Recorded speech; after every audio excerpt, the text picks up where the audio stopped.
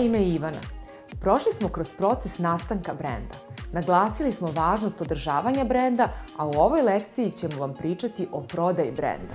Prodaja brenda je ozbiljan korak koji najčešće sledi nakon finansijski uspešnog posla, u kom slučaju je izgrađen prepoznatljiv brend koji ima vrednost i za koju bi neko drugi želeo da plati novac.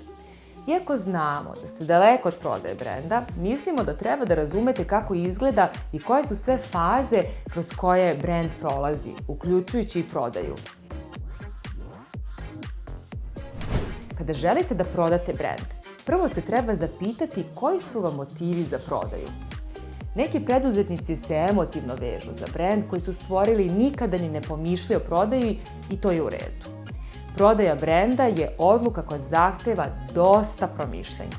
Ako se odlučite da prodate brend, sledi sastanak sa potencijalnim kupcima preko bankara koji pravi ovo poznanstvo i uzima određenu proviziju od prodaje.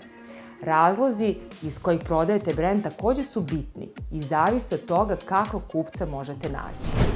Postoje kupci koji gledaju čisto finansijsku stranu priče i spremni su da ponude veliku količinu novca, ali znate da ih je malo briga za vrednosti koje vaš brend nosi. Oni nemaju emotivnu povezanost sa vašim proizvodom poput vas. Postoji i oni kupci koji su zainteresovani za vašu priču i za koje znate da će adekvatno nastaviti da gaje vrednosti koje ste stvorili i održali. Dakle, izbor je na vama.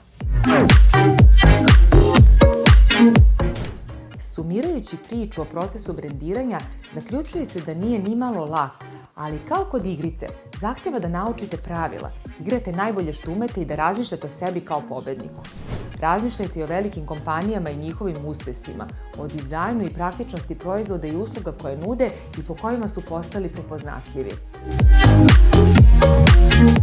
Napraviti prepoznatljiv i uspešan brend koji je pritom održiv nije nemoguća misija, ali zahteva vreme i trud.